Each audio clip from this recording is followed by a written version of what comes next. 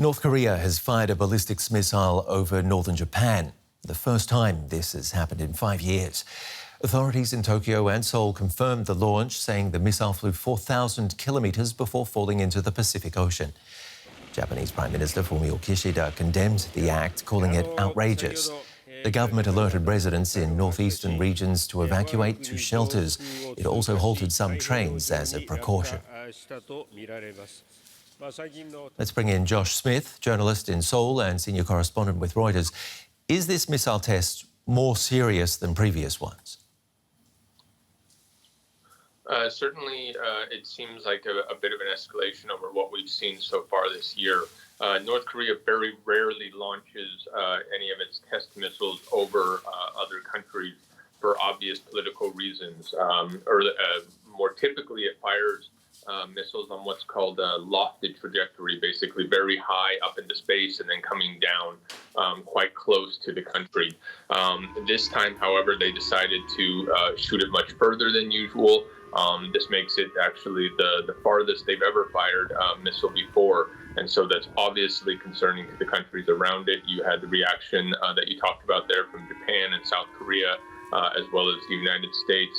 All of them are very concerned about this and the escalation that this represents.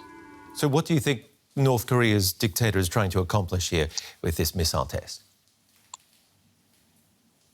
Analysts tell us that it has both technical and political implications. Basically, they're able to get a better feel for how their missiles would react and operate under real-world conditions. But it also sends a message. We've seen joint drills just this past 10 days or so between South Korea, the United States, and South Korea. And this is something that North Korea has complained about quite strongly. So there seems to be for sure, a political message there as well.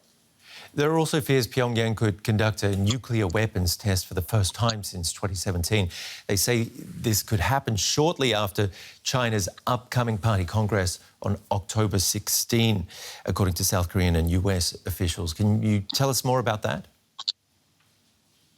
So observers have seen those preparations complete. So they believe that basically it's entirely up to Pyongyang's political calculations on when and whether it wants to resume these nuclear tests. And most observers think it's unlikely that they would test particularly close to the Chinese Congress, given their close ties with Beijing. But South Korea has said that they see perhaps likely window after that Congress and before the U.S. elections coming up in November. And this latest missile test is seen as increasing the likelihood that North Korea may be preparing to go ahead and resume nuclear testing as well. Josh Smith in Seoul, thank you for the analysis.